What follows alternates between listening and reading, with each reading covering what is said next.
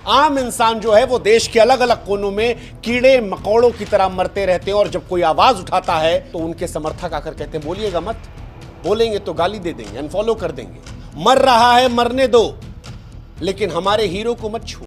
अभी तक आप लोगों ने शुभांकर मिश्रा की ये वीडियो देख लिए होंगे, जिस तरह से बेंगलुरु में चिन्ना स्वामी स्टेडियम के सामने विक्ट्री परेड में 11 लोगों की डेथ होती है, 50 से ज्यादा लोग घायल होते हैं। उसको लेकर के शुभांकर मिश्रा वीडियो बनाते हैं। जो वहां हुआ उसको हम सब लोगों के सामने रखते हैं और शुभांकर मिश्रा उस पर पॉलिटिशियन पर भी सवाल खड़े करते हैं, उस पर पुलिस प्रशासन पर भी सवाल खड़े करते हैं। तब तक तो सब कुछ ठीक था जब तक उन्होंने पॉलिटिशियन पर और पुलिस प्रशासन पर सवाल खड़े किए।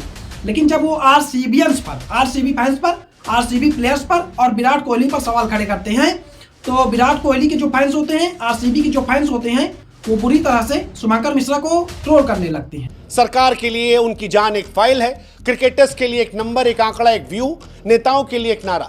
आप मरे, कटे, कुचले, कोई फर्क नहीं पड़ता और इसीलिए आप मरते रहते हैं। और बहुत बड़ी लेवल में शुभांकर मिश्रा की एक ट्रोलिंग होती है।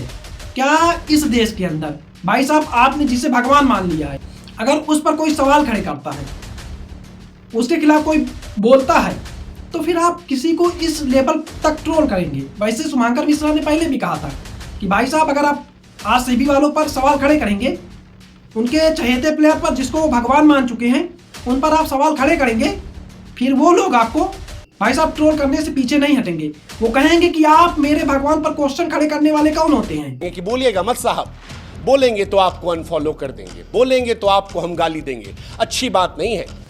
भाई साहब आप पूछिए कि ये 11 लोगों की जो डेथ हुई है, इसका असली जिम्मेदार कौन है? कौन है इसका गुनाहगार? वो क्वेश्चन आप नहीं पूछेंगे, लेकिन आप शुभांकर मिश्रा से क्वेश्चन पूछेंगे कि भाई साहब आप आरसीबी पर सवाल क्यों खड़े कर रहे हैं? जब शुभांकर मिश्रा पॉलिटिशियन पर, पुलिस पर सवाल खड़े करते हैं तब वो सही थे, लेकिन वो आरसीबी पर, विराट कोहली पर, आरसीबी प्लेयर्स पर सवाल खड़े करते हैं तो उनको आप ट्रोल करते हैं। शुभांकर मिश्रा ने भाई साहब कुछ गलत नहीं किया, उन्होंने तो हम लोगों के सामने एक सच्चाई ही बताई है। जो वहां हुआ भाई साहब, एक सच्चे पत्रकार का काम यही है कि उसको वो हम लोगों के सामने, आम लोगों के सामने भाई साहब रखे और समझे। और शुभांकर मिश्रा हमेशा भाई साहब ऐसे वीडियो लाते हैं जिससे हम लोगों को मतलब सही जानकारी मिल सके। तो ये तो गलत है ना कि आप शुभांकर मिश्रा के साथ ऐसा करेंगे। और शुभांकर मिश्रा कोई कहे कि मतलब पहले से नहीं पता था, तो शुभांकर मिश्रा जी को पता था कि भाई साहब अगर मैं वीडियो बना रहा हूं, तो उन्होंने वीडियो में कहा भी है, मतलब आपको इस लेवल पर ट्रोल किया जाएगा अगर आप खिलाफ बोलने का काम करते हैं।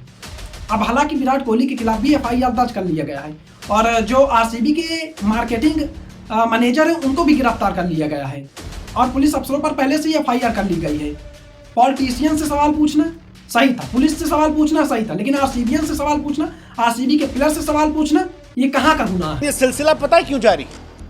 क्योंकि सवाल पूछने वाले पर घटना के जिम्मेदार लोग और उनके चाहने वाले टूट पड़ते हैं, भले सब कुछ क्लियर दिख रहा। और इस ट्रोलिंग के पीछे कोई आरसीबी के फैंस ही नहीं है भाई साहब, एक से एक क्रिकेट एनालिसिस करने वाले लोग भी शामिल हैं।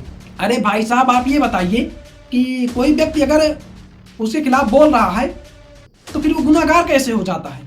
तो इस देश में वही है कि जाने जाती रहेंगी, लेकिन हमारे भगवान को आप कुछ नहीं कह सकते। हमने जिसको भगवान मान लिया है, अगर उसके वजह से किसी की भी जान जाती है, कोई भी घायल होता है, तो वो जिम्मेदार नहीं है।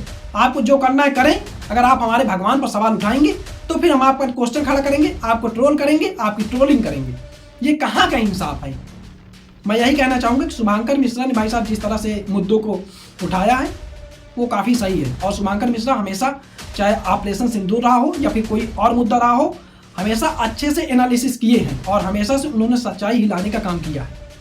आपको क्या लगता है? आप भी अपनी राय कमेंट सेक्शन पे दे सकते हैं।